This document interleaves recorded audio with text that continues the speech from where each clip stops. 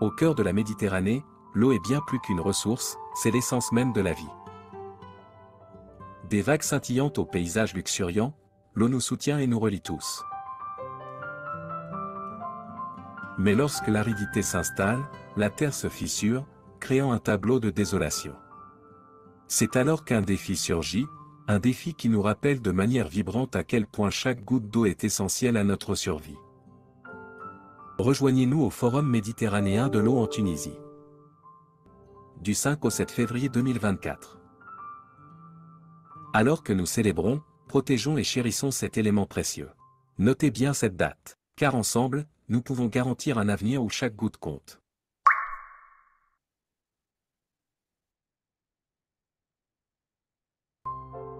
في قلب البحر الأبيض المتوسط، حيث الماء أكثر من مجرد مورد، إنه جوهر الحياة بحد ذاته. من أمواجه اللامعة إلى مناظره الخضراء الجميلة، الماء يحيينا ويجمعنا جميعاً. ولكن عندما يأتي الجفاف، تنشق الأرض وتتكون لوحة من الخراب.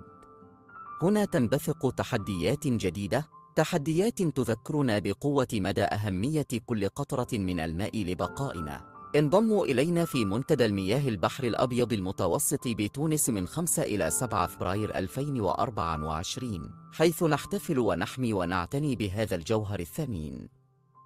احفظوا تلك الأيام، لأننا معا نستطيع ضمان مستقبل حيث كل قطرة تهم.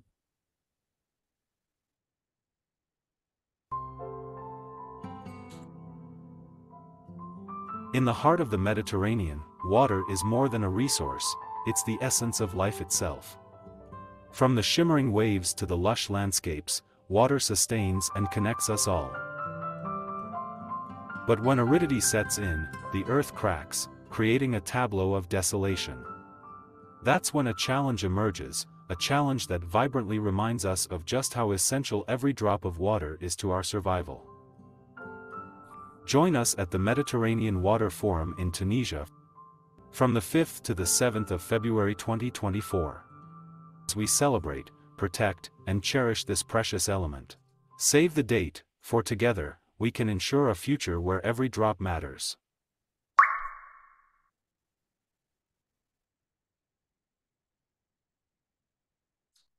Bonjour. Bonjour, chers amis de l'eau. Nous sommes aujourd'hui 200 inscrits. Cela nous fait plaisir d'avoir un nombre aussi important d'inscriptions. Pour ceux qui ne connaissent pas encore l'Institut méditerranéen de l'eau, je vais commencer par faire une petite présentation. D'abord, les membres de l'Institut méditerranéen de l'eau sont représentés sur cette carte. La grosseur des gouttes estime à peu près le nombre des participants par pays. Nous avons été rejoints récemment par Chypre, la Corse, l'Italie, le Portugal et l'Albanie. Les missions suivantes, Ida. Les missions de l'Institut méditerranéen de l'eau, ce sont d'abord l'expertise, faire connaître les bonnes pratiques de la gestion des ressources en eau, contribuer à une meilleure connaissance du secteur de l'eau, animer des formations et la sensibilisation. Suivante. Nous procédons avec des partenariats. Comme vous pouvez le constater, nous avons beaucoup de partenaires. Nous avons le Conseil mondial de l'eau, qui est notre principal partenaire, et l'Union pour la Méditerranée, pour lesquelles nous procédons à des activités. Nous avons été rejoints tout récemment par 2 associations espagnoles, par l'Observatoire du Sahel, du Sahara et du Sahel, qui est basé en Tunisie. L'Observatoire du Sahel opère sur la région du nord de l'Afrique, et puis dans le Sahel, le plan bleu et le PRIMA. PRIMA qui est un organisme financier de l'Union européenne. Suivante. Nous avons, suivante, Ida, nous avons une activité phare qui est celle de la constitution d'un observatoire mondial des ressources non conventionnelles. C'est le Conseil mondial de l'eau qui a mandaté l'Institut méditerranéen de l'eau pour pouvoir réfléchir à la constitution de cet observatoire. Pour le moment, nous sommes à un stade où l'étude de faisabilité a montré que c'est un projet qui est viable et nous sommes en train avec le Conseil mondial de l'eau, d'entamer l'autre étape qui consiste à expérimenter des actions pour pouvoir le mettre en service. Cet observatoire, suivante, Ida, cet observatoire a pour objectif les échanges internationaux, l'accès à l'information d'une manière générale.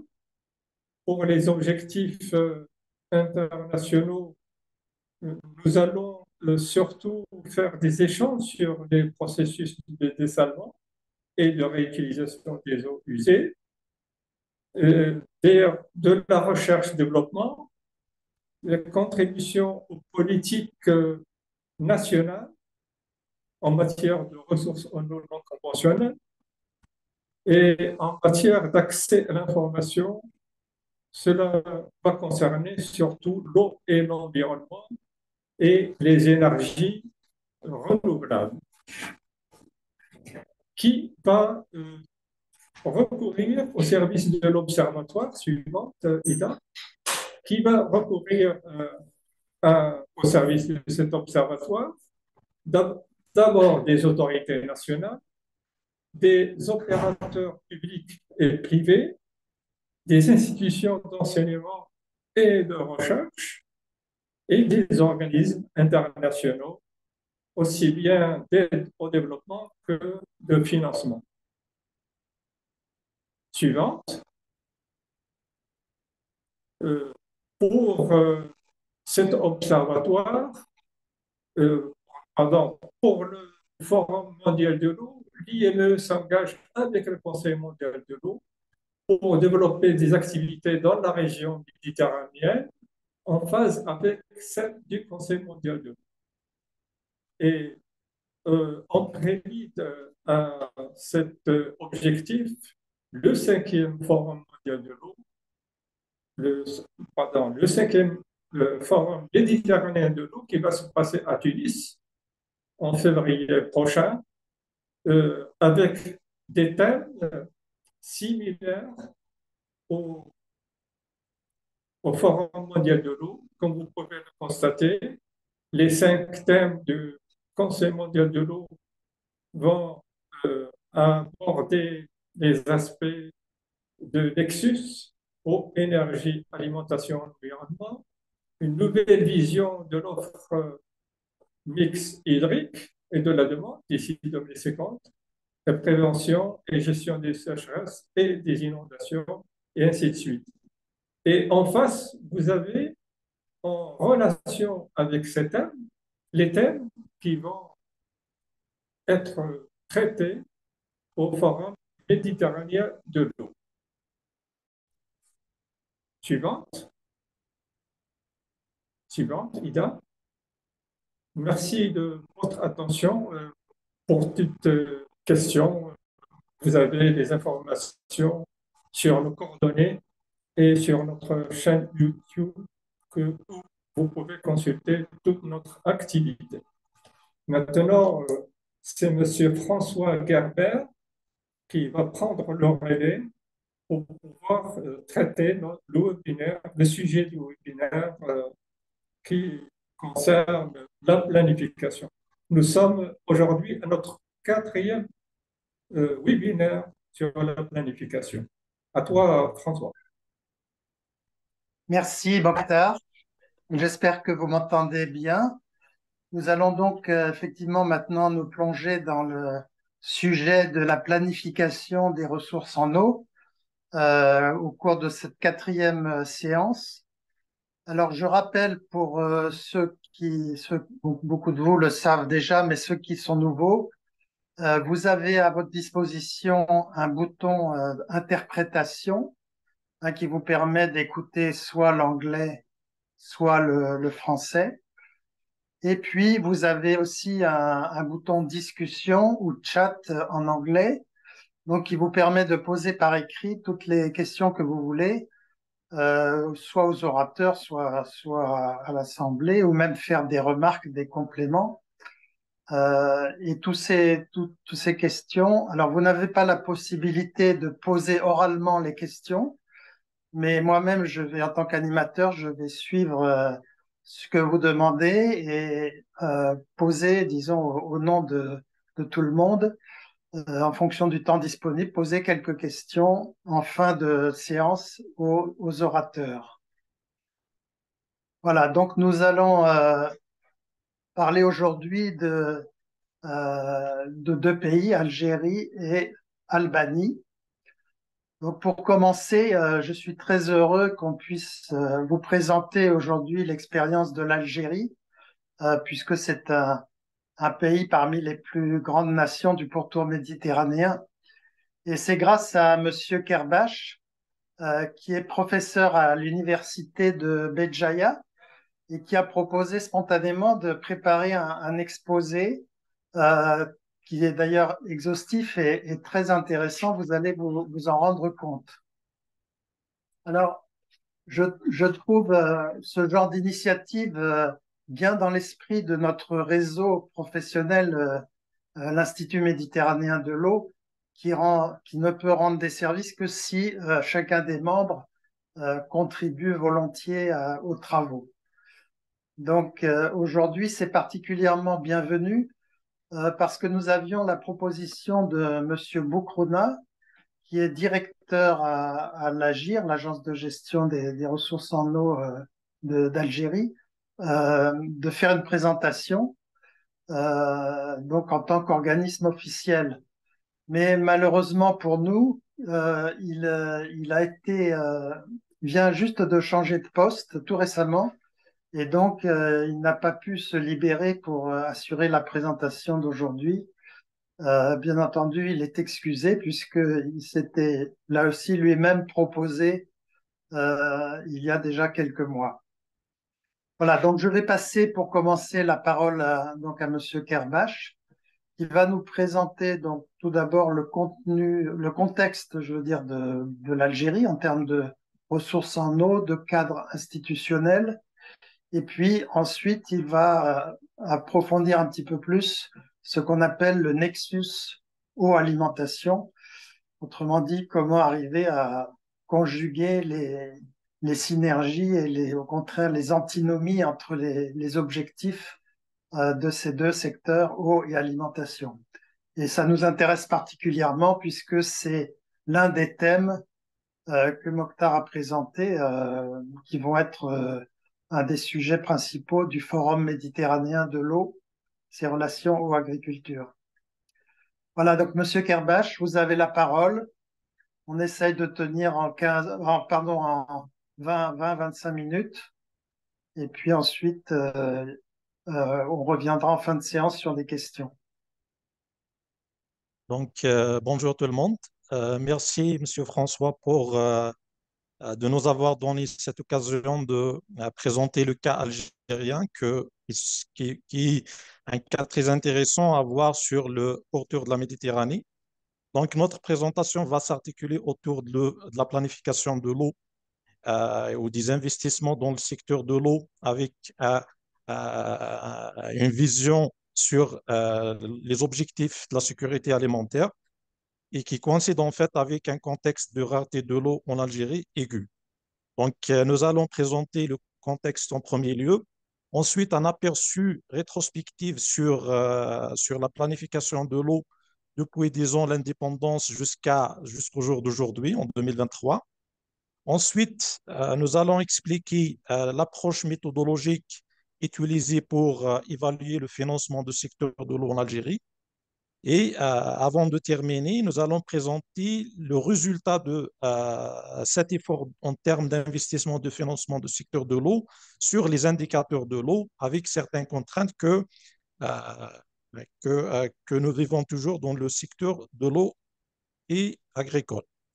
Donc, tout le monde sait que l'Algérie se trouve parmi les pays à rareté de l'eau aiguë. Et nous estimons en 2021 que la dotation par habitant et par an est estimée à 380 mètres cubes.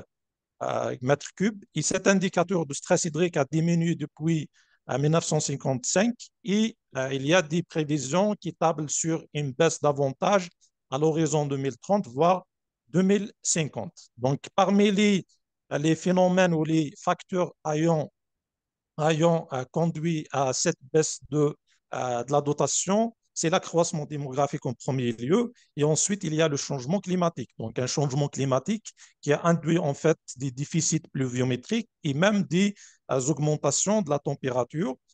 Et nous estimons aussi une augmentation de l'évapotranspiration comme étant une cause aussi de ce changement climatique, d'où l'augmentation aussi des besoins de l'irrigation. Donc face à cette situation globale, et critique même. Donc, la réponse de la politique de l'eau en Algérie s'est focalisée sur trois axes. Donc, il y avait la construction des grands barrages et des retenues collinaires, les grands transferts entre bassins excédentaires et bassins des zones déficitaires en termes de ressources en eau, et aussi le recours aux eaux non conventionnelles, notamment la réutilisation des eaux usées et même le dessalement comme axe stratégique de la politique de l'eau actuelle. Donc, ces trois axes de politique de l'eau ont passé par un programme d'investissement public volontariste, ayant permis même une amélioration des indicateurs de l'eau et une meilleure résilience face au stress hydrique.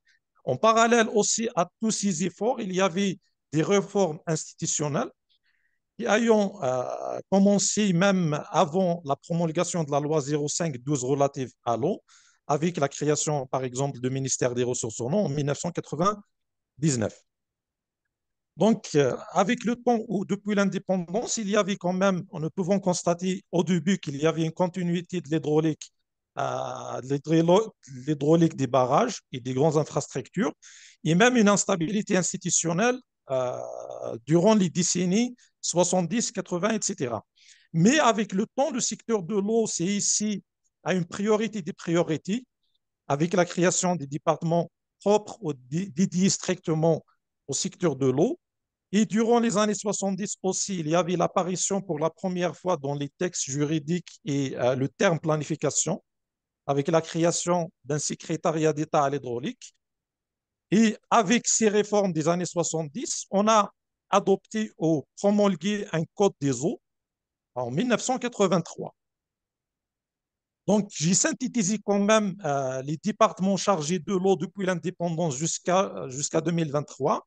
Nous constatons qu'au début, il n'y avait pas quand même une prise de conscience quant à l'intérêt de l'hydraulique et des ressources en eau dans les politiques centrales. Ce ne sont pas des départements ministériels. Par exemple, durant les 2 années de 92-94, on était dans le ministère de l'équipement et du logement. Mais après, jusqu'à 99, donc on a créé un ministère des ressources en eau et actuellement, le secteur de l'eau est géré par le ministère de l'hydraulique. La même chose, donc, durant les années 80, donc, il y avait plusieurs réformes ayant contribué à la prise de conscience quant à l'intérêt ou à l'importance du secteur de l'eau, notamment par la création d'un centre national de contrôle technique et de construction hydraulique.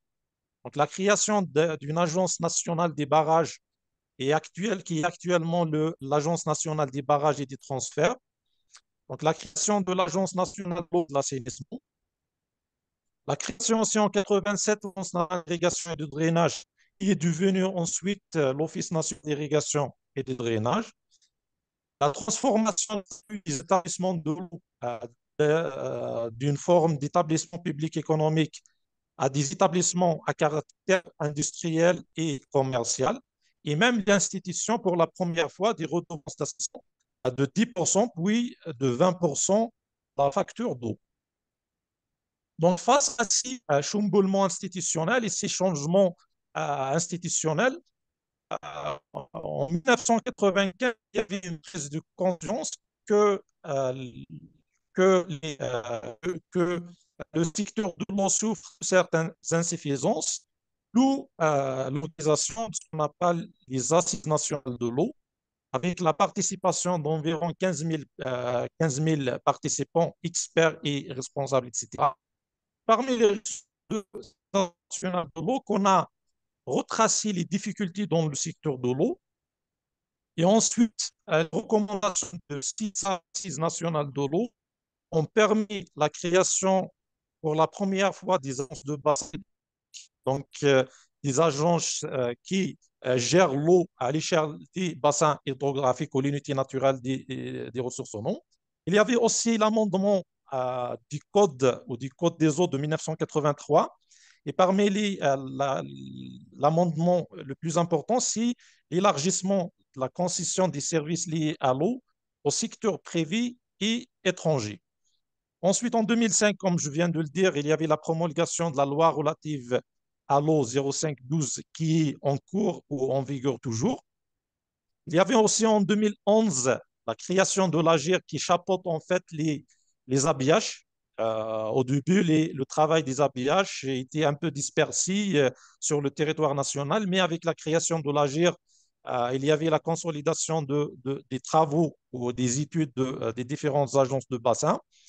Et il y a aussi en 2011 la création d'un système de gestion intégrée de l'information de l'eau.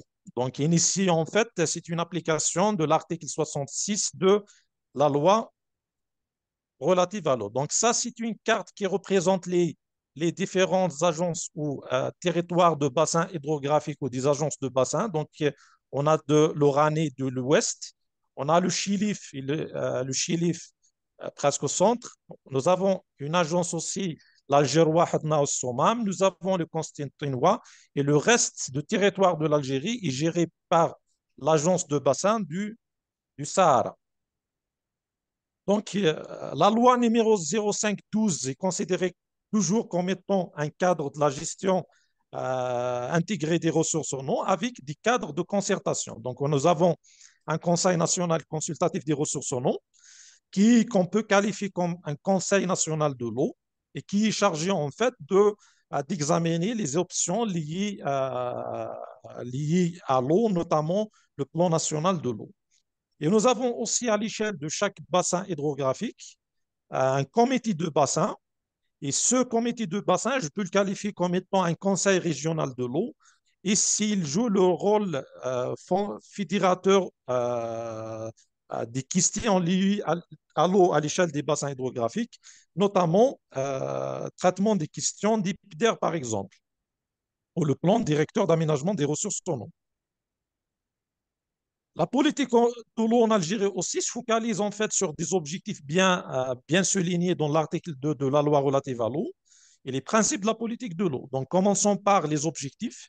Parmi les objectifs, on trouve la priorisation des besoins domestiques par rapport aux autres besoins, la protection des ressources en eau, la mobilisation des ressources non conventionnelles. D'ailleurs, il y avait la création d'une agence nationale de dessalement de l'eau en mars 2023 et l'évaluation et la surveillance des ressources en eau. Et parmi aussi les principes de la politique de l'eau, on trouve le droit d'accès à l'eau et à l'assainissement, avec la gestion de l'eau à l'échelle des bassins, la cohérence avec les politiques d'aménagement de territoire, la prise en compte des courriels d'intervention et des services de l'eau, et ensuite la systématisation des pratiques d'économie et de valorisation de l'eau, et ainsi la promotion de la concertation. Donc, nous avons tracé ce schéma qui représente l'ensemble des acteurs intervenant dans le secteur de l'eau en Algérie. Vous pouvez regarder ici en orange le MH, c'est le ministère de l'Hydraulique. Donc, il est toujours avec plusieurs départements ministériels qui discutent les principaux axes au niveau du Conseil national consultatif des ressources en eau. Et le ministère hydraulique chapeaute les directions centrales du ministère et qui sont chargées, donc les missions sont partagées entre trois éléments. Donc, il y a des directions chargées de la planification et des aménagements des investissements. Il y a des établissements qui sont chargés des programmes de développement et la régulation des services publics. Et ensuite, il y a l'administration, réglementation, etc.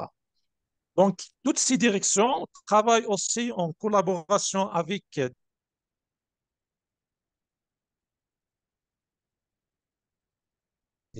l'Algérien des eaux, l'Agence nationale des barrages et transferts, etc.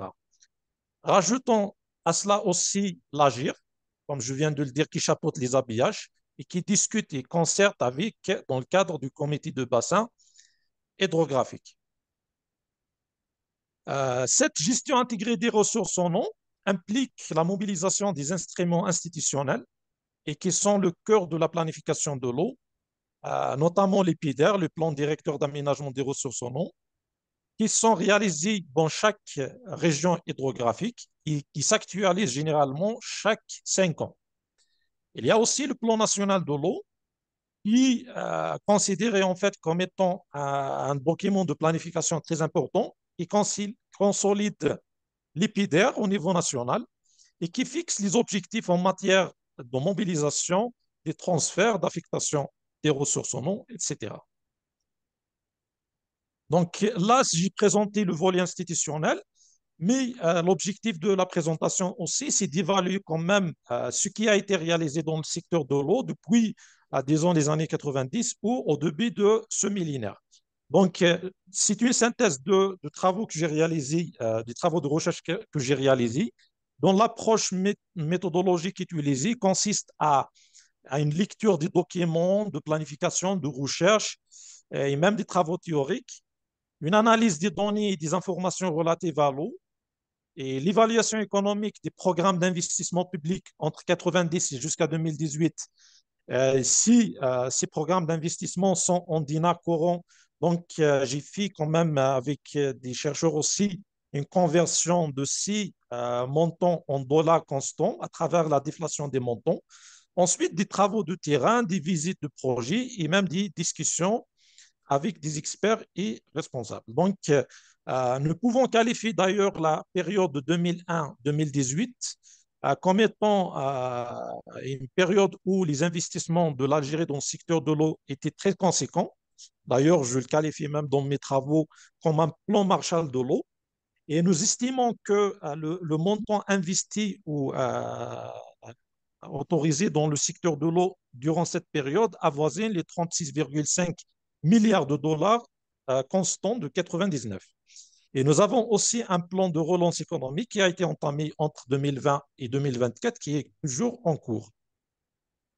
Donc, ces efforts en termes d'investissement ont induit des améliorations et même des contraintes sur le secteur et dans le cadre et dans la planification de l'eau. Par exemple, c'est pour montrer davantage l'effort financier qui a été entamé par l'Algérie depuis 2001.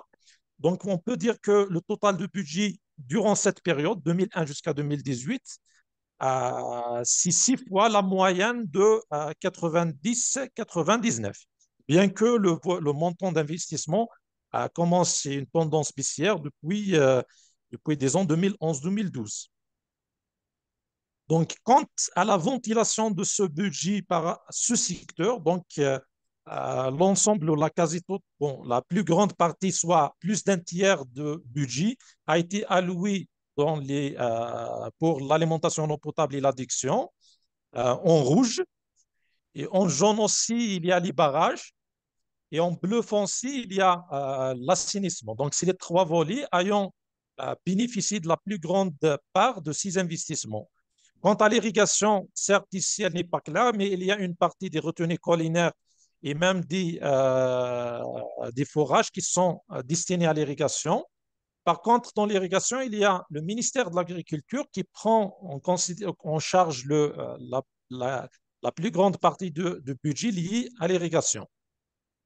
Donc, l'ensemble de cet effort de financement a contribué à l'amélioration des indicateurs de l'eau et même des équipements hydrauliques. Par exemple, on était en 1999 à 46 barrages. Actuellement, on est à 80 barrages. Les stations d'épuration ont augmenté de 12 à 211. Il y avait aussi la production de l'eau potable qui a augmenté de 1,25 milliard de mètres cubes à 3,6 milliards de mètres cubes. L'amélioration des taux de raccordement en eau potable à l'assainissement et aussi la réalisation de beaucoup de stations de dessalement. Il y avait 11 stations de dessalement et l'objectif, c'est d'atteindre 19 stations en 2024. C'est un axe stratégique parce que actuellement la demande en eau potable est satisfaite à 18% est satisfaite à 18% par le dessalement. Et l'objectif du gouvernement, c'est d'atteindre une couverture de 60% à partir de dessalement à l'horizon 2030. Ces indicateurs ont fait qu'il y a un discours de réalisation des objectifs du millénaire de développement et même la réalisation ou la réalisation des ODD en cours dans le cadre de l'agenda 2030. La même chose, il y avait une évolution aussi à ces efforts d'investissement, que ce soit pour le secteur de l'eau ou pour le secteur agricole, parce que le secteur agricole du ministère, donc ils ont adopté aussi des programmes, des plans de développement agricole à partir du PNDA, le PNDAR, ou ce qu'on appelle le Plan national de renouveau agricole et rural. Et depuis 2019, on parle du plan Filaha. Donc, ces plans ont contribué aussi à l'amélioration de l'irrigation et l'augmentation de la superficie irriguée. Donc, on estime, juste pour une remarque, on estime budget d'équipement alloué à l'agriculture au niveau du ministère de l'Agriculture entre 55 à 70% du total de budget durant les 2 dernières décennies.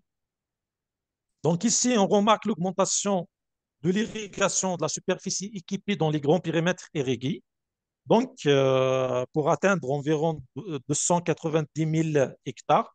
Mais la contrainte ici, c'est qu'un tiers, ou il y a qu'un tiers qui est réellement irrigué. Donc, une grande partie n'est pas réellement irriguée parce qu'il y a un manque d'eau.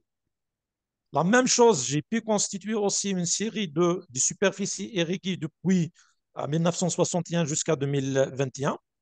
Donc, on est actuellement dans l'irrigation individuelle ou la petite et moyenne hydraulique à 1,47 million d'hectares irrigués, soit une augmentation de 321% depuis l'adoption des programmes de développement agricole.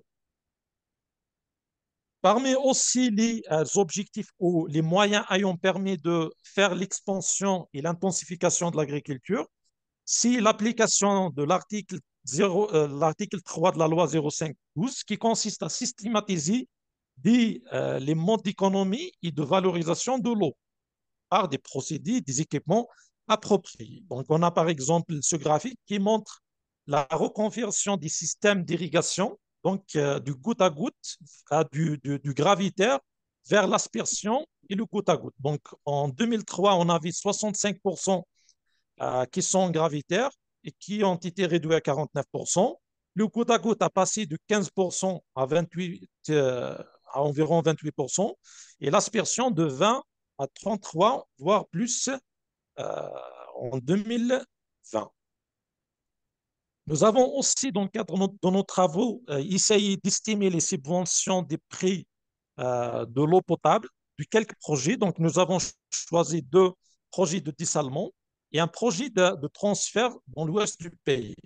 Donc, et nous avons comparé ça avec les tarifs en dinars par mètre cube. Donc, ce qui nous intéresse ici, c'est que la subvention reste très conséquente. Donc, elle dépasse les 70% pour les premières couches et aller plus de 50% pour les unités industrielles et touristiques. La même chose, nous avons essayé d'estimer la subvention au service de l'assainissement à travers 3 stations d'épuration des eaux. Et la subvention reste vraiment très importante et elle dépasse parfois les 80 et les 90%. Donc, cette tarification ne répond pas réellement aux objectifs de la loi 05/12 qui consiste qui vise à récupérer les coûts réels d'intervention et des services de l'eau, ce qui induit des déséquilibres financiers au niveau des établissements de l'eau et un déficit de maintenance des infrastructures et des équipements de l'eau.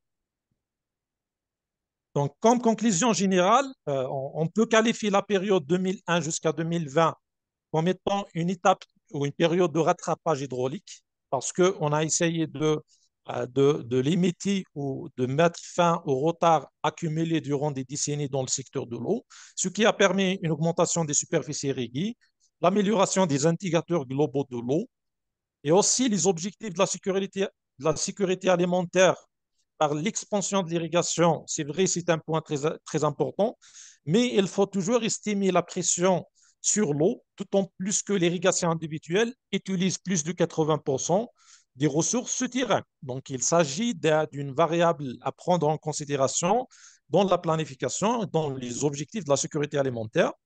Il y a aussi que certaines limites de la gestion actuelle de l'eau agricole demandent d'adopter un système de comptabilité de l'eau afin d'améliorer la productivité de l'eau et de réaliser les objectifs l'ODD ou les cibles de l'ODD 6. Donc, je reviens un peu sur la méthodologie que je n'ai pas détaillée dans la présentation, mais j'ai quelques papiers qui démontrent ou qui expliquent davantage la méthodologie pour les personnes ou pour les collègues qui sont intéressés. Et je termine par cette petite ou quelques photos qui montrent en fait le changement ou quelques réalisations dans le cadre du goutte à goutte.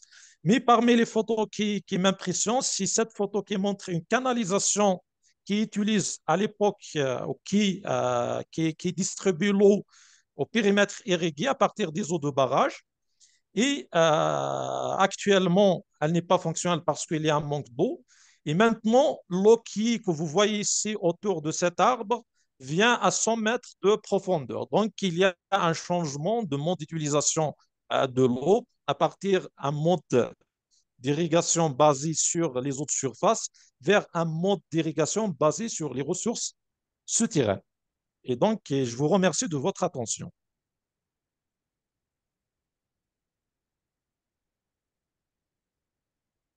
Bien. Merci beaucoup, Nabil. Donc, c'était une présentation vraiment intéressante.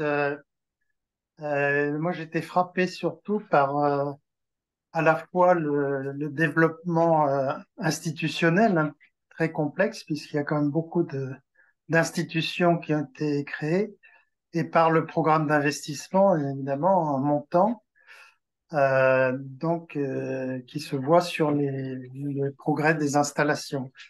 Alors, je me fais l'écho quand même de questions qui ont été posées sur le chat, hein. En gros, il y a une première série de questions qui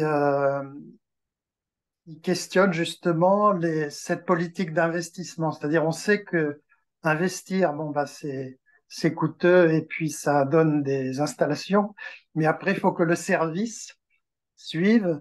On sait qu'il y a toujours des difficultés à assurer une gestion pour des installations nouvelles ou pour les maintenir en bon état de fonctionnement. Donc, il y a certaines remarques sur, par exemple, les stations d'épuration qui existent mais qui ne fonctionneraient pas complètement. Alors, je mets ça au conditionnel hein, parce que j'ai pas d'informations moi-même là-dessus. Ou bien du taux de desserte, c'est une question aussi du taux de desserte en eau potable qui ne serait pas de 100%, enfin de 24 heures sur 24 partout. Et puis également une question sur l'alimentation en eau du sud du pays, parce que c'est vrai que on a toute la zone du Sahara où ça doit être un peu particulier et peut-être difficile. Voilà, si vous pouvez répondre en 2 mots à ces questions. Oui, ça marche. Oui, concernant les stations d'épuration, donc il y a des stations d'épuration qui ne sont pas optimalement fonctionnelles. Donc il y a des stations d'épuration qui sont même fonctionnelles à un taux inférieur à 40%. Donc, et ceci, généralement, est dû à plusieurs facteurs. Donc il y a en premier lieu, le facteur de maintenance. Donc, j'ai présenté tout à l'heure l'ampleur de la subvention et du coup, l'Office national de l'assainissement n'a pas les moyens de maintenir les stations d'épuration. Et je reviens un peu de 2 décennies lors des Assises nationales de l'eau. Parmi les constats, c'est que c'était l'ensemble, la quasi-totalité des stations d'épuration n'étaient pas fonctionnelles. Donc, si ceci est dû au déficit de maintenance, il y a aussi même parfois des stations de dessalement qui ne sont pas branchées dans les systèmes dans les réseaux d'assainissement. Donc, ce qui aussi réduit l'utilisation ou le taux d'utilisation de ces stations. Donc, il y a aussi, concernant la politique de gestion de l'eau du Sud, donc oui, il y a des grands investissements qui sont réalisés et il y a d'autres projets qui sont planifiés. Donc, parmi les projets que je pourrais citer, il y a un transfert des eaux du Sud de Ain Saleh à Tamanrast. Donc, c'est un transfert sur 750 kilomètres. Et c'est un transfert qui mobilise, en fait, qui pompe l'eau à des profondeurs très importantes, à environ 100 000 mètres cubes par jour, et qui consiste à alimenter la population de Tamanrast, et avec un objectif de satisfaire les besoins aussi de 350 000 habitants à l'horizon 2050. Il y a aussi un autre projet qui consiste à transférer, ou dont l'étude a été réalisée, mais qui n'est pas encore entamé, c'est les transferts de l'eau du sud vers le nord du pays. Par contre, dans notre volet, il y a aussi des objectifs de la sécurité alimentaire qui consistent à mobiliser ces ressources dans le cadre des programmes de mise en valeur agricole du Sud, de région du Sud. Donc, il y a pas mal de projets qui ont été réalisés, d'autres en cours et d'autres planifiés euh, dans le futur. Je pense, une autre question y a-t-il un programme de mise en place des stations de dessalement qui répondent aux exigences de la sécurité alimentaire? Contrairement à certains pays, à l'instar de l'Espagne qui utilise l'eau du salé dans l'irrigation, en Algérie, il est interdit d'utiliser l'eau dessalée dans l'irrigation. Par contre, le fait d'adopter un programme volontariste en termes de dessalement vise indirectement d'améliorer la desserte des grands périmètres irrigués. Ça veut dire l'objectif, c'est de satisfaire les besoins de l'alimentation en eau potable par le dessalement de l'eau de mer et de libérer des ressources déjà utilisées à partir des barrages pour l'irrigation. Parce qu'au cours des décennies, il y avait un changement des priorités d'affectation de l'eau. À l'instar de la Tunisie, du Maroc, etc., l'ensemble des barrages qui se trouvent au nord de l'Algérie étaient des barrages destinés seulement à l'irrigation. Mais suite à l'augmentation de la population, à la sécheresse, il y avait le changement d'affectation, des priorités d'affectation, d'où l'orientation de ces barrages vers l'alimentation en eau potable. Donc, l'avènement maintenant du dessalement va contribuer dans la libération, disons entre parenthèses, ou le changement ou de revenir vers l'affectation des eaux de barrage vers l'irrigation. D'accord, Je... oui, merci beaucoup. Peut-être on n'a pas le temps de répondre à toutes les questions, hein, mais peut-être j'ai vu que plusieurs personnes posent la question aussi de l'écologie, enfin de l'écologie des cours d'eau, la vie aquatique. Est-ce que dans toutes ces réflexions, bien sûr, on a parlé de quantité pour boire, de quantité pour les plantes, mais est-ce qu'il y a aussi des quantités réservées pour la vie aquatique et qui est-ce qui prend ces activités en charge? En fait, oui, l'environnement est pris en charge partout, mais et même dans les études d'avant-projet détaillées, toujours on trouve un volet, une étude d'impact sur l'environnement, etc. Mais parfois, on a même des zones humides sur l'exutoire de certains bassins. Donc, je cite le cas du lac de Raya, proche d'Alger. C'est un lac classé comme zone humide et même un site Ramsar. Donc, à l'époque, on l'utilisait pour l'irrigation, mais maintenant, il y avait l'installation d'une station d'épuration juste en aval et qui épure environ 25 millions de mètres cubes par an. Ici, 25 millions de mètres cubes par an consiste vraiment à protéger ce lac. Donc, protéger ce lac, et cette ressource n'est pas réellement utilisée. Par contre, dans certains contextes, si je prends le cas de l'ouest du pays, j'ai travaillé sur un bassin versant de l'ouest qui s'appelle la Macta et qui dispose d'une zone humide sur l'exutoire, en fait, classée aussi zone Ramsar. Mais malheureusement, le manque d'eau a fait qu'on ne libère pas. D'ailleurs, même les barrages ne se remplissent plus. Donc, il n'y a pas d'eau qui arrive à ces marées. Et même en discutant avec les agriculteurs, parce que en aval, juste à côté de cette zone humide, il y a des périmètres irrigués. Donc, en discutant avec les agriculteurs, la perception de ces flux écologiques ou environnementaux ne se colle pas avec les objectifs, disons, sociaux et même socio-économiques de ces agriculteurs. Parce que dès qu'ils voient une quantité qui se libère sur les rivières ou les oueds, disent pourquoi on libère ces eaux pour la zone humide alors qu'on a des parcelles qui souffrent d'un déficit d'irrigation. Euh, donc, mais Oui, réglementairement, ça existe. Hein. Donc, oui. D'accord. Très bien. Bah, écoute, et merci beaucoup. On pourrait encore parler de l'Algérie pendant longtemps, mais on va laisser tout le monde réfléchir et puis euh, on pourra toujours essayer de répondre aux questions par la suite, notamment dans le cadre du forum, bien sûr. Hein. Et je vous propose maintenant de passer la parole à Monsieur Arden Karatjosi. Euh, donc, nous allons examiner la situation et l'expérience de l'Albanie en matière de planification. Et comme j'ai déjà vu son diaporama, je vous préviens que ça va être très intéressant. Tout d'abord, je vous présente donc Monsieur Ardouen Karadjosi. Il occupe le poste très important de directeur de l'Agence nationale de gestion des ressources en eau, qui est rattaché au Premier ministre pour pas mal de ses responsabilités. Donc, je le remercie de se rendre disponible pour ce webinaire, car ses responsabilités sont très élevées, son calendrier de travail est très chargé.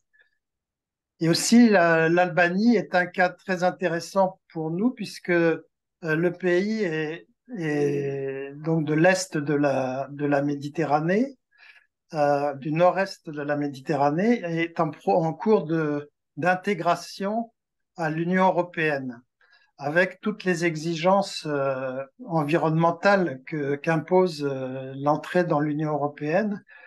Donc, c'est une expérience justement qui peut intéresser tout le monde, pas forcément pour copier ce qui se fait en Europe, mais pour savoir les efforts et combien ça coûte pour y arriver. So once again, I thank you, Ardouen, 1,000 times for your speech and your contribution to the IME community. Now the floor is yours. Please proceed to your presentation. Thank you very much, Francois. Thanks to all the participants and all the colleagues for the presentation made before. I will try to present our situation. Let me try to share.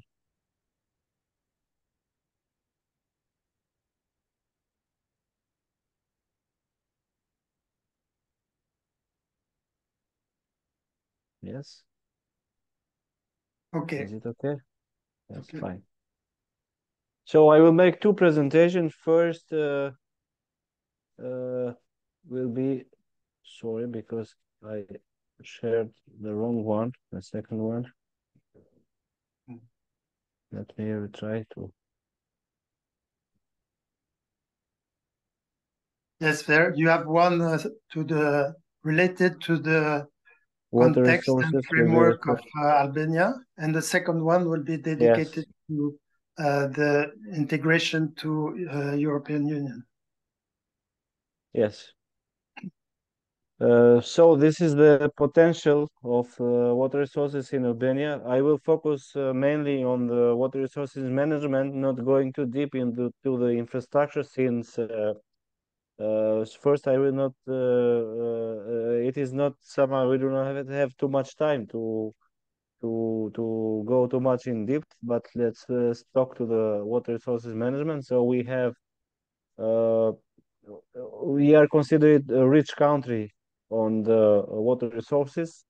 We have many lakes, and also we keep, let's say, the number one in Europe regarding the number of population and the area of the country regarding the number of reservoirs that we have constructed mainly before 19th for the purposes of irrigation, and this shows that even if we are a rich country on water resources, there have been a need for managing water during the dry period, because most of the rainfall is happening during the winter time, during the wet time, and during the dry period we have a need for better management and accumulating water somehow. We have some annual precipitation about 1,480 millimeters per year, so it's considering a good, let's say, resource. And we discharge in the sea about 40 billion of cubic meter per year. Our watershed is extended beyond our territorial area, because it is about 33,000 of hydrographic basin. The water sector, we can consider it as showing this dimension. So it is difficult many times to separate when the water resources is divided between the infrastructure and the services, and it is also very, I would say, difficult to be understood by the high levels for sure, but even by the people that are not so familiar with the water sector. And this is a schema when we show that the water sector is huge, and we have water resources that are touchable in the start of the process and also in the end of the process after using water and discharging and trying to keep somehow the water quality that is discharged.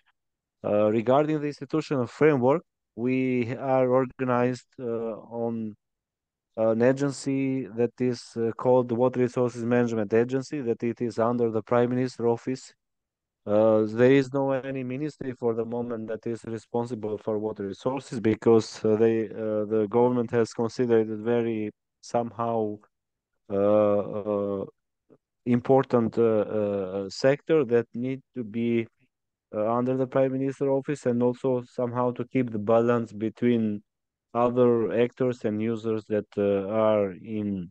But this does not mean that the agency is stays over the ministries, because sure that they have strong competencies, but there is the decision making that is not done by this agency, but is done by the National Water Council, that is chaired by the Prime Minister and composed by 7 ministers of line that are somehow giving their votes for very important issues that are happening on water resources. And from the other side, all the ministries has they have their own agencies that are interacting continuously with different issues of water, like irrigation, water supply, wastewater treatment, hydro energy, and other issues. of water. Water Resources Management Agency mission is to have a good governance of the water resources in order to fulfill all vital needs, keeping in mind the sustainability of ecosystem, promoting the competitiveness of uses and the prioritization towards economic profitability. So we see water in these dimensions. We have the water sector in Albania has done some main steps, and we can see that on 1996 we started with water of law. Also, after the structure was under the was very little sector dedicated to water resources management under the Ministry of Agriculture, and actually under the fishery directory at the time, that is somehow not giving too much power to this resource. After it has been adopted the water resources management law on 2012, on which was the idea to start implementing or transposing the requirements of Water Frame Directive. After the Technical Secretariat of National Water Council moved to the Prime Minister office from the Ministry of Environment at the time, on 2018 it was established the Water Resources Management Agency as innovation in the sector, with about 80 people and three directories that are responsible for many issues, also treating the application of water resources, preparing the river basin management plans, preparing the flood risk management plans, and many other issues regarding to the water. In October, we started a very important project for us with the support of EU and ADA. When we try to somehow improve the transposition of the legal framework with EU Water Framework Directive requirements and all 9 directives that are linked with different issues of water from the EU, because we are a country under the process of integration to the EU, and we have many obligations to transpose their directives into our legislation. And we have done big progress, I think, from then, since we have prepare plans, and I will present after the progress that has been done. We also have the National Strategy for Integrated Water Resources Management adopted on 2018 with lifetime up to 2027, on which we have 5 main objectives regarding the water quality, water quantity, water risk, water information, and water governance. This strategy is also strongly linked with the SDG objectives, and we have identified here when each one of the objectives contribute to the different SDGs. That we have the SDG 5, that objective 1 and 5 is contributing to this SDG. We have the objective SDG 6 about the clean water and sanitation, that we have 4 of our objectives of the strategy contributing. And also there are other SDGs like 13, 14, and 15, on which we think that are linked, and we try to somehow make even the reporting when we do to the UNECE and UN and other organizations on reporting, that we try to link with our strategic framework. This is about the strategy. Regarding the river basin management plan, the status is like this. Albania is divided onto 7 river basin management plan hydrographically, and we have now prepared and adopted 2 of them, on which are not fully in line with the requirement of Water Frame Directive, but from the other side, we have done progress with the project with the EU project and other project on preparing 3 of them, and this is a good thing because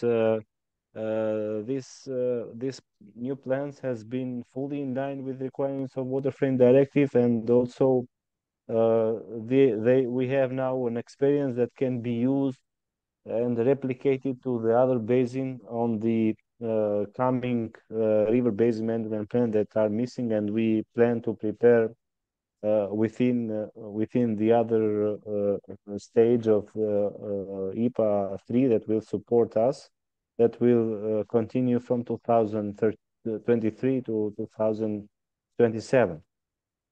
The budget required is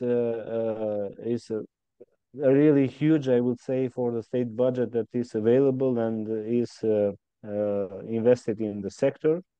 It is about 500 million for the Drini, Buna, 560, 138, 360, and 464. So it looks that it's a huge investment. Here are included not only somehow issues regarding the water resource management, but also regarding the infrastructure of the water treatment. And the most part of the investment is planned for the wastewater treatment plants that need to be constructed in a way that we can achieve the environmental objectives and also to improve the water quality that is discharged in our rivers. Our challenges are linked to the monitoring and the river basin management.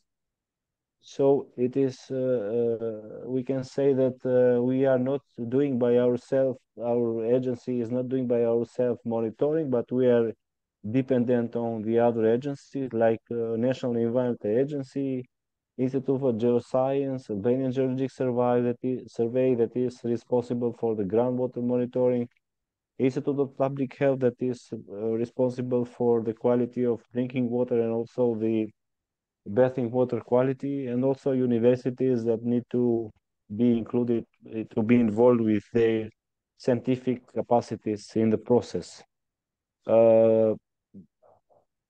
Challenges are quite big because somehow budget sometimes is missing. Also, capacity building need to be improved. And also there is a need for a better coordination regarding who is doing what and to avoid overlaps and also to improve efficiencies of every one of the institutions, and we are working on this. Water quality management, that we have done some analysis campaigns on our rivers during the stage of preparing the 3 river basin management plan that I mentioned before. This has been a good progress, but this needs to be something that is frequently done by the institutions and also to be updated in real time and also to be reflected on the status of each one of the river basin. Here you can see with different colors the status identified, and referring to this, the environmental objectives has been set in the way that we can see the progress or the regress that can be done to each one of the water bodies. They have been identified and codified with the WISE system of the EU, and on which we need to start reporting very soon. So this is somehow the situation regarding the river basin management plan. As regard to the flood risk management, we are following the steps guided by the EU flood risk directive. We are a country that is very exposed to the floods events. We have the first steps of the directive is to identify the preliminary flood risk assessment areas, and we have identified about 46 of them on the whole territory. It is something already completed 100% and also adopted by the National Water Council. We also have prepared hazard mapping. That is the second step. And it is on the process, and with the project that we have started with WBIF, working with the Ministry of Agriculture together, we plan that within 2024, we finalize everything about the hazard mapping and also risk mapping. It is something on progress. As regard to the final stage, that is preparation of flood risk management plan, we have done progress in only one of the basins that we partially we have finalized fully the flood risk management plan, and we wait that within 2024 we complete the whole territory with flood risk management plan and everything that is guided by the EU flood directive. So this is regarding the water sector, I would say. Let me go to the other presentation. You see the next one, or just to confirm? No. No, okay. For So the moment, we stop. still have I need first. to stop sharing and start Yeah. selecting the right presentation. Sorry.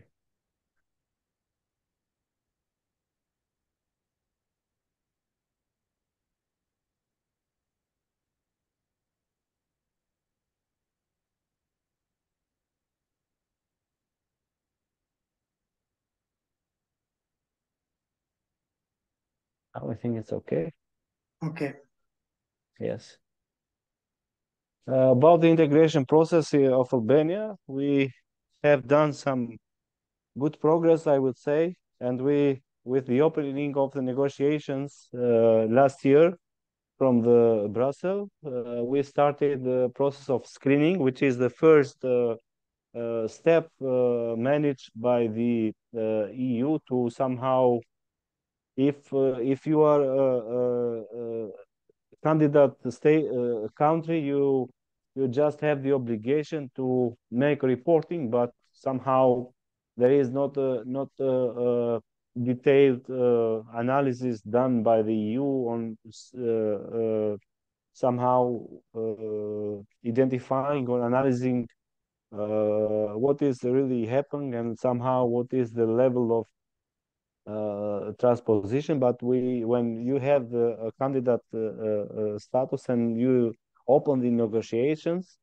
there is the part when you start somehow really make a realistic screening of what really it is and what need to be done, and also it is necessary that you present to the EU with the real plan what is somehow the perspective of completing every one of the requirements, then in the way that the country can not only transpose but also in the context of implementation of the requirements of the directive. So we started to this very important stage, and the project that we have done on last 4 years has supported us too much to do this progress, not only on the part of the transposition of the legislation to the national legislation, but also regarding the implementation of the requirements. The report by EU side has not still delivered to Albania, but it will be very soon on the next coming months delivered, and we will see what will be somehow the challenges to be solved and to be dealt with EU. This is the list of the 9 directives that are linked directly to the water, and we have done some comprehensive analysis. The new law has been prepared for the water resources, and also we separately treat the marine strategy for Albania to be a separate law and dedicated to the marine strategy. It is linked mostly to the ecological status and also to the water quality of the sea environment. Also, we have established the meetings and also the working groups that has worked together for finalizing this legal package, and we are now on the process of adoption by the government first and after by the parliament. This is overview of all the support that mainly has gone to the sector during the years. We have had support of the GEF and UNDP with the transboundary basin that it is very important for us on the north of Albania that we share with 5 countries like Greece, North Macedonia, Kosovo, and Montenegro. And we have created a very precious experience on the collaboration on the technical level because the countries has worked for about 10 years together, making many analyses and projects and reports and conclusions, and it has concluded to strategic action plan that has been agreed between the countries. And after the political part is remaining to be done, and on having a kind of big agreement within the countries. Also, during the 2018 is the project that I mentioned that was very important for us regarding the part of the EU transposition and support to the EU integration process. Also, during the 2012-2020, we had have a project that supported us for preparing the strategy, preparing the national water cadastre, very important for us, and also preparing the two river basin management plan for Semani and Drini. In the meantime, we are working parallel and coordinated way, I would say, because since we will have a new law, sure that we will need to review the institutional framework and also to improve the capacity building, not only internally within our agency, but also in the way that how we communicate with the other institutions and how they are linked to the water. And we have a project on the process that is planned to be finalized by the next year, that is supported by SIDA on supporting us for the improving the capacity and increasing capacity building. And maybe this will show us how the agency will be transformed for the future to somehow to afford all the challenges that are coming from the EU process of integration. This is the budget of the new IPA support that will be in the sector. We mainly focusing part, it is about 8.8 million, but 5 million of them we focused on the part of improving the monitoring on the terms of capacity building and also the terms of equipment. This means hydrological monitoring on the surface water, groundwater monitoring, also regarding the quality of water resources, because we see it as a very important instrument when all the strategic documents and all the plans are based. And also, if we do not have a realistic monitoring system, it will be very difficult to make documents and in the way that we can make real progress and touchable in the future. So monitoring is very important and a weak point, I would say, for the moment, but we push on this to improve for the future. Say a little bit very shortly to the water cadastre that we have. It is has been designed by a consultancy with ArcGIS platforms to us that cover everything required by the Water Frame Directive, and also it has been designed in the way that we easily can report tomorrow to the EU as regarding the requirements that they need to monitor frequently by the states. But we face difficulties and challenges for sure on populating this cadastre and also making all the actors active on this to report frequently and also to generate data, because it is a big challenge. And as I say, we are step by step trying to improve and also to include institutions in this process and making them understand that doing this is not something that somehow support our agency or belong to our agency, but everyone needs to feel they self very important on the process, and also they can benefit and take back data that can be used from their side. So this is in general for Albania, and any one of you is welcome to make any questions or clarification that is needed. Thank you very much for inviting us and having us as part of this presentation today. Thank you, François. Ok. Merci beaucoup, Arden. C'était vraiment très complet, très intéressant. Et ce que je retiens finalement de cette présentation, c'est que il y a à la fois beaucoup de points communs avec les autres pays, hein, parce que dans tous les pays, on a trouvé des réformes nécessaires, le changement des institutions, des réglementations. Dans tous les pays, on voit aussi la nécessité de gros investissements. Et quand je dis tous les pays, c'est aussi bien au nord qu'au sud de la Méditerranée.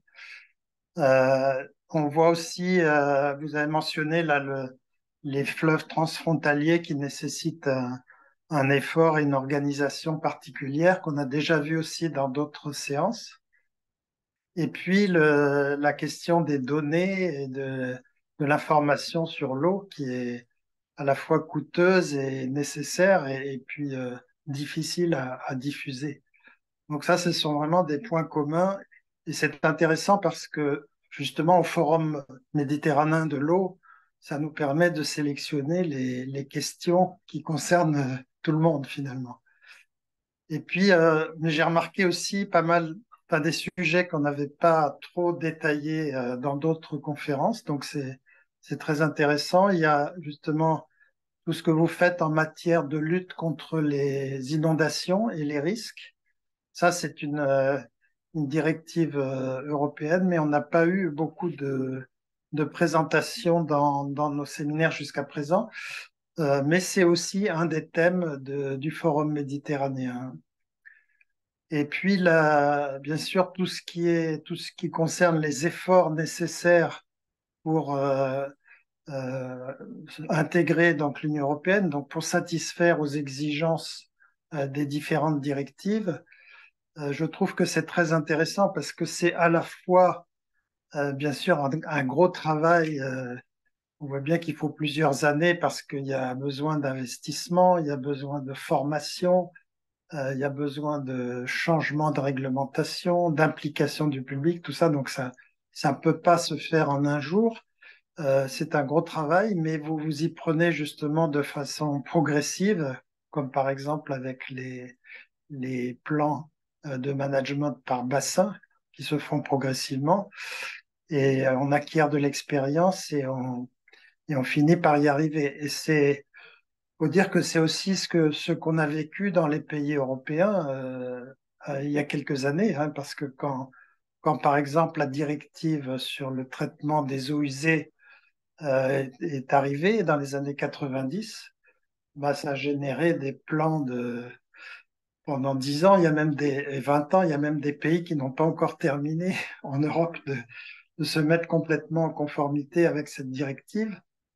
Même chose quand la directive cadre sur l'eau est arrivée, eh ben, je me souviens qu'en France, il a fallu multiplier par deux tout le système d'information que l'on avait, qui existait pourtant depuis 30 ans, mais qui n'était pas assez précis pour suivre la qualité, et les quantités des ressources en eau et les impacts de tous les prélèvements, de tous les rejets. Donc c'est à la fois contraignant, mais on peut constater que c'est une source de progrès très intéressante. Alors, ce que je vous propose, il y a quelques questions, puis il y en a qui arrivent encore là avec le chat. On peut peut-être en poser une ou deux concernant l'Albanie. Justement, il y a une question qui concerne les relations entre les agences et les ministères. Un petit peu comme pour l'Algérie, là, comment ça se coordonne entre ces organismes? Est-ce que vous pouvez dire un mot là-dessus? Yes, the agency play a crucial role on the administrative part and preparation of the somehow uh, regulation and legislation and also implementation management of the water resources. But when we came to the decision making, as I explained, the high level is on the central level is done by the National Water Council that is chaired by the Prime Minister, and 7 ministers of line are members of this council. So they have the vote there, and also everything is going around somehow the ministries for questions and for giving their opinions, and can be reflected in what has been decided. I mean, for the important issues, and all these strategic frameworks and plans are firstly passing through this council, and after going to the government of parliament if it is necessary or an obligation by the law. Also, on the local level, we have the river basin councils that our agency has not a vote there to make decisions, but decisions are taken by all the representative of municipalities that are within the basin. So the voice of municipality is given by their vote during any permission for water extraction is given through this process on the local level.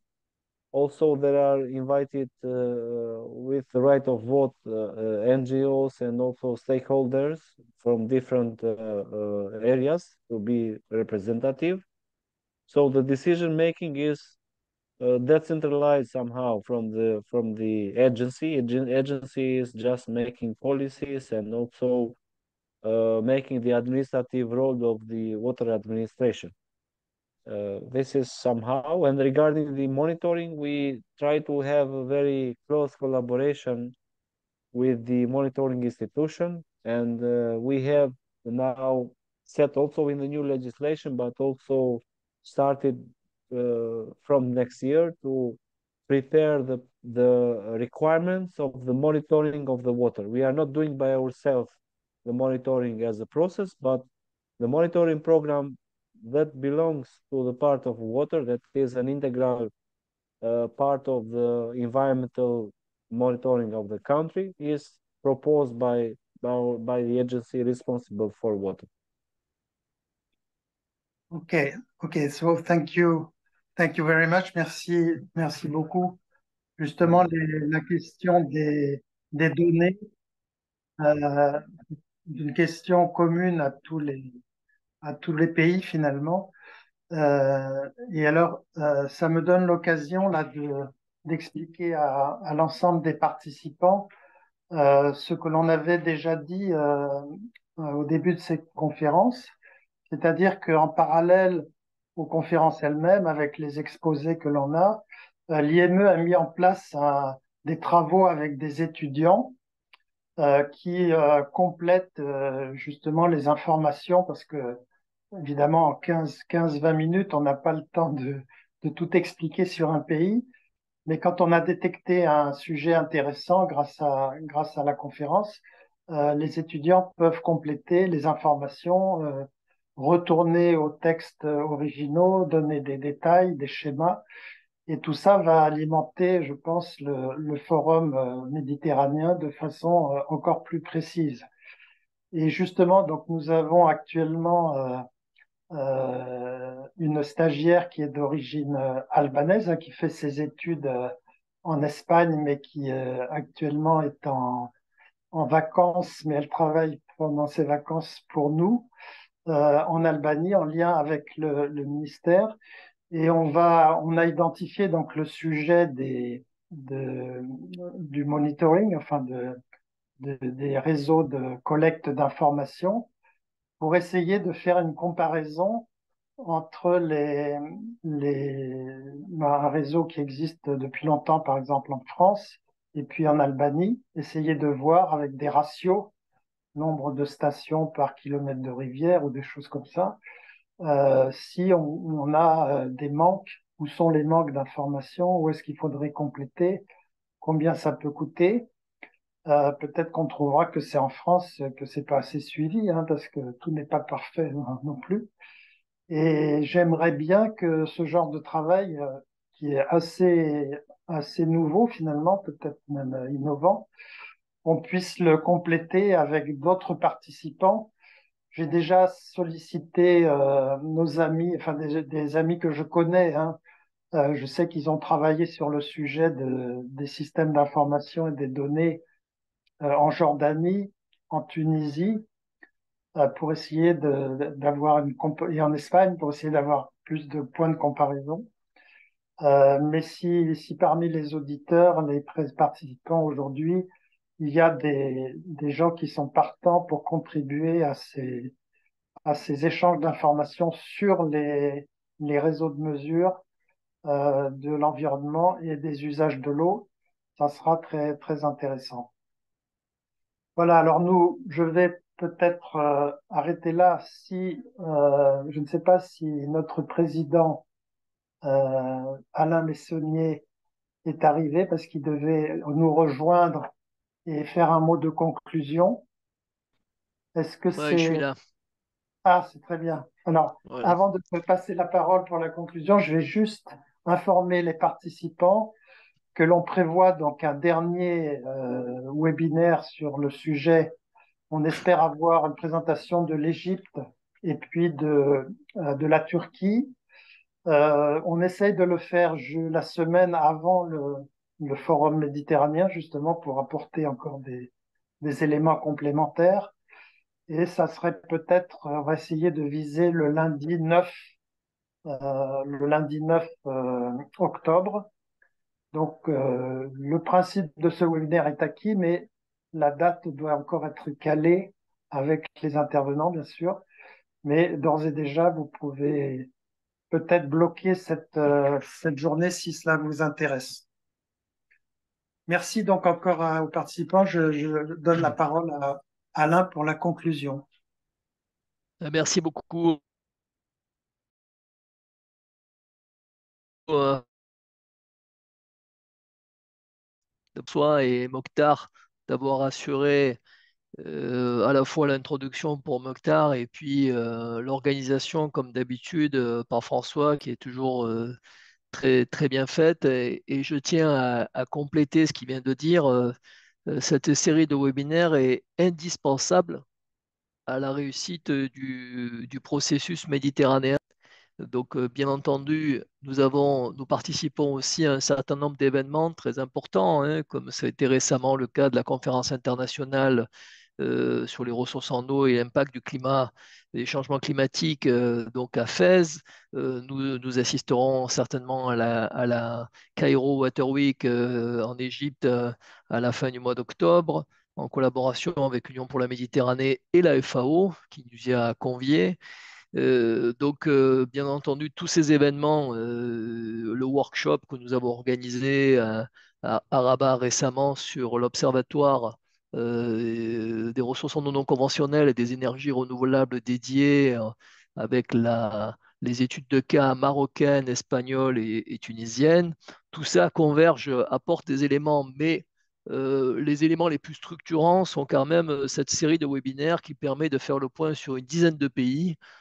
Peut-être qu'on en fera deux autres en début d'année, mais en tout cas, d'ici la fin de l'année, de faire une dizaine de pays méditerranéens et d'avoir fait un peu cet état des lieux sur l'ensemble de ces pays. Et je crois que c'est quelque chose de très important. Et merci François de la qualité de ces débats. Et merci à nos deux intervenants d'aujourd'hui, d'Albanie et en espérant que l'Albanie deviendra bientôt membre de l'Institut méditerranéen de l'eau. Hein, c'est un clin d'œil que je fais à notre ami Arduen. Voilà. Et puis à l'Algérie, eh bien l'Algérie qui est un ancien membre de l'IME, même si aujourd'hui moins présent que par le passé, mais on espère que les choses pourront se rétablir, notamment suite au forum à Tunis. En tout cas, donc aujourd'hui, pour tout vous dire, j'étais en réunion, là maintenant je suis en ce moment au Luxembourg, Et donc, j'étais en réunion avec la Banque européenne d'investissement et j'ai été reçu par 7 personnes en même temps. Donc, c'était quand même montrer leur intérêt pour l'Institut qu'ils ne connaissaient pas très bien. Donc, ça nous permet déjà d'assurer leur présence à Tunis lors du forum. Et je pense que c'est un point important. Ils ne seront peut-être pas au kick-off, mais parce que c'est un peu short. Par contre, ils sont à Tunis et ils seront à Bali donc pour le Forum mondial. Je pense que cette collaboration on va essayer de démarrer avec la Banque européenne d'investissement est importante aux côtés d'organismes bilatéraux comme la GIZ pour l'Allemagne ou comme l'AFD pour la France. Euh, donc, euh, donc, vous avez tous certainement reçu et nous vous attendons tous à Valence le 18 octobre pour le kick-off de notre 5e forum méditerranéen qu'organisent nos amis tunisiens. Et je tiens ici à féliciter le comité d'organisation du forum tunisien qui d'arrache-pied, avec notre collaboration, Malika, Ida, se réunissent régulièrement pour pouvoir avancer sur cette organisation. C'est pas facile, hein, mais bon, on va y arriver. Tous les jours, on a plutôt des bonnes nouvelles, donc avançons là-dessus avec une belle collaboration de l'ensemble des pays méditerranéens.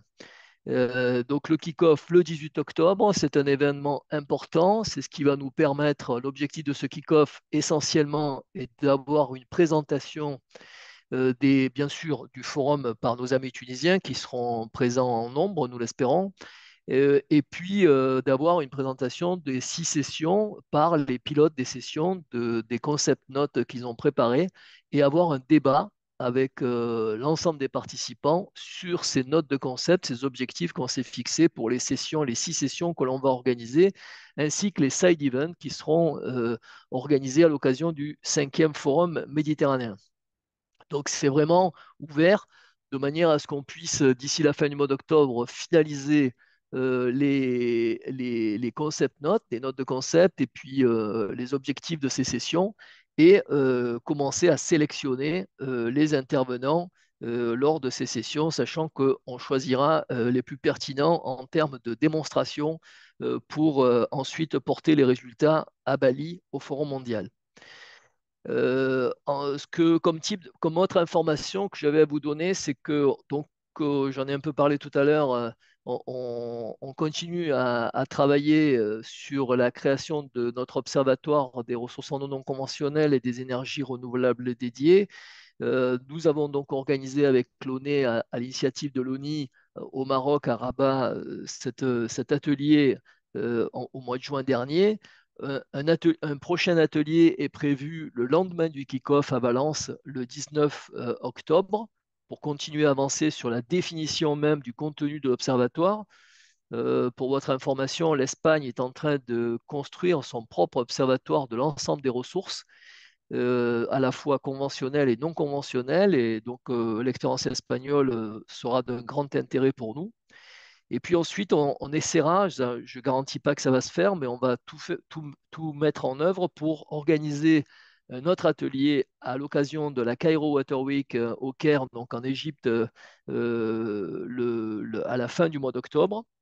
Donc avec nos amis, avec la participation de nos amis de la holding de l'eau et de l'assainissement égyptien. Donc ça c'est aussi donc ça tombe bien puisqu'on aura, si ça se passe le 9 octobre, eh bien on aura eu la présentation de l'Égypte en termes de planification et d'organisation de la gestion des ressources en eau, et on pourra donc travailler avec eux sur le projet d'observatoire.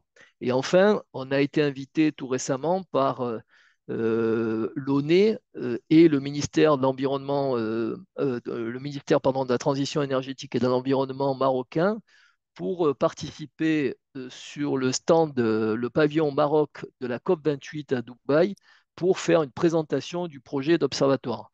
Et ça, c'est très important parce que ça va nous permettre d'inviter à cette occasion-là l'ensemble des pays du Golfe présents sur place. Et comme vous le savez, notamment en matière de dessalement, les pays du Golfe représentent aujourd'hui plus de 55% de la production d'eau dessalée dans le monde. Donc, ça reste quand même des partenaires importants pour nous et pour le projet d'observatoire. En parallèle de ça, nous avons été confirmés comme co-chair de la task force du Conseil mondial de l'eau dédié à cette thématique de l'observatoire avec l'ONI et la participation du ministère espagnol, de l'Agence de l'eau et de l'énergie de Malte, de nos amis tunisiens ONAS SONED, l'ONI, j'en ai parlé. Donc ça, c'est pour la région. Et puis, on va ouvrir à l'Asie avec Singapour et à l'Amérique latine avec la Banque interaméricaine de développement. Également, SUEN pour la Turquie, qui est également membre du Conseil mondial de l'eau. Et donc, tout ça pour renforcer encore le travail et les réflexions que l'on doit mener pour pouvoir présenter à Bali un projet d'observatoire complet, bien défini en tout cas, et avec peut-être une première plateforme, la démonstration d'une première plateforme de cet observatoire. On a également collaboré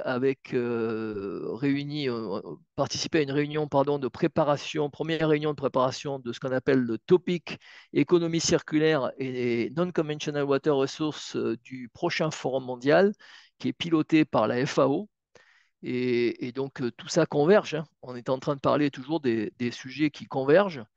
Et pour terminer, nous espérons avoir donc la collaboration de la FAO pour travailler avec nous sur ce projet d'observatoire, ainsi que du plan bleu qui est en train de finaliser son actualisation prospective sur le dessalement et la réutilisation des eaux usées en Méditerranée.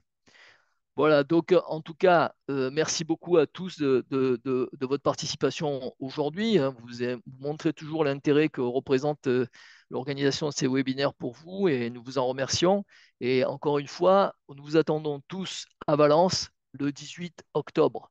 Voilà, bienvenue et sachez que voilà, il faut vous inscrire, hein. L'inscription est gratuite, mais il faut vous inscrire pour participer, pour pouvoir y participer. Donc merci à tous. Et je vous dis à très bientôt. Donc, prochain rendez-vous, normalement, à confirmer, mais le 9 octobre, pour la présentation de deux petits pays méditerranéens, la Turquie et l'Égypte. Voilà. Donc, bonne continuation à tous et à très bientôt, j'espère. Merci.